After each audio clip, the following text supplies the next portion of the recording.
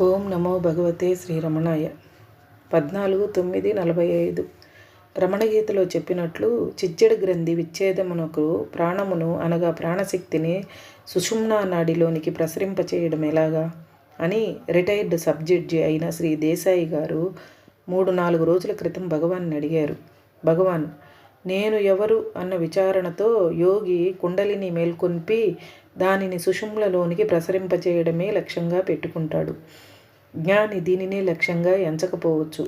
అయినా యోగి, జ్ఞాని ఇద్దరూ ప్రాణశక్తిని సుషుమ్నలో చేర్చడం, అందువలన చిజ్జడ గ్రంథిని భేదించడం అన్నదానినే ఫలితంగా పొందుతారు.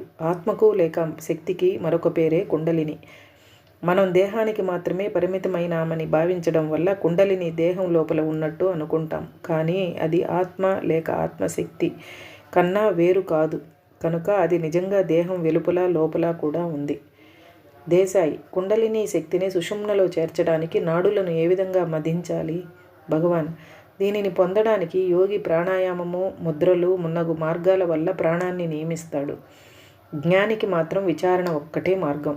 ఈ విచారణ మార్గం వల్ల మనస్సు ఆత్మలో విలీనమైనప్పుడు కుండలిని తనంతట తానే లేస్తుంది. ఆ మర్నాడు ఒకతను గాయత్రి మంత్రంలోని ధీమహి అన్న పదముల భావమేమి అని భగవాన్ అడిగాడు. దానిని నేను సరిగా గ్రహించలేకపోతున్నాను అన్నాడు. భగవాన్, ఆ పదములకు అర్థము మేము ధ్యానించదము అని. ఆత్మలో అహమును నిలపడం అన్నది సరైన భావం.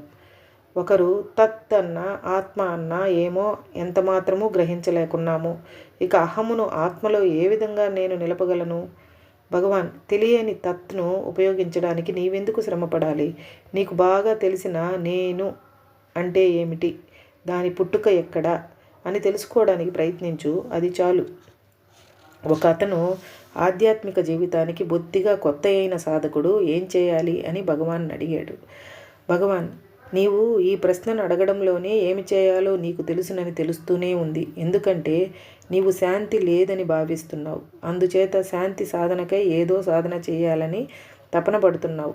నా పాదానికి నొప్పి ఉండటం వల్లే ఈ మందు నేను రాస్తున్నాను కదా. ప్రశ్న: శాంతిని పొందడానికి అనుసరించవలసిన పద్ధతి ఏమి?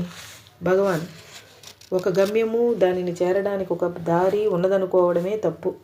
ఆ లక్ష్యమైన శాంతిగానే మనం ఎప్పుడూ ఉన్నాము. మనము శాంతి కాదు అన్న భావాన్ని తొలగించుకోవడమే ఇప్పుడు కావాల్సింది. ప్రశ్న: గురువు యొక్క ఉపదేశం అవసరమని అన్ని శాస్త్రాలు చెబుతున్నవి కదా. భగవాన్, నేనిప్పుడు చెప్పేదాన్నే ఆ గురువు చెబుతాడు.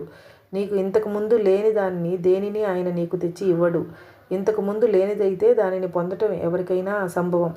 ఒకవేళ అలాంటిది ఏదైనా జరిగినా అది ఎలా వచ్చిందో అలాగే పోతుంది. ఏది వస్తుందో అది పోయి తీరుతుంది. ఏది ఎప్పుడూ ఉన్నదో అది ఎప్పుడూ మిగిలే ఉంటుంది. నీకు ఇంతకు ముందు లేని దాన్ని దేనిని నీ గురువు నీకు కొత్తగా ఇయ్యలేడు. ఆత్మానుభవం మనకు లేదనే భావనను తొలగించుకోవడమే మనం చేయవలసింది. మనం ఎప్పుడూ ఆత్మస్వరూపులమే. మనం దాని యథార్థాన్ని గుర్తించడం లేదంతే. ధ్యానంలో తన అనుభవాలను గురించి ఆశ్రమం కాంపౌండరు భగవానును కొన్ని ప్రశ్నలు అడిగాడు. అందుకు భగవాన్, ఆత్మ ఒక్కటే ఎప్పుడూ ఉన్న సత్యం. ఇతర విషయాలన్నీ ఆత్మకాంతి చేతనే గ్రహింపబడుచున్నాయి. దీనిని మరచి మనం ఎప్పుడూ దృశ్యముల మీదే దృష్టి ఉంచుతాము. గదిలో దీపము, రంగస్థలంలోని దీపము మనుషులున్నా లేకున్నా, నటులు నటిస్తున్నా లేకున్నా వెలుగుతూనే ఉంటాయి.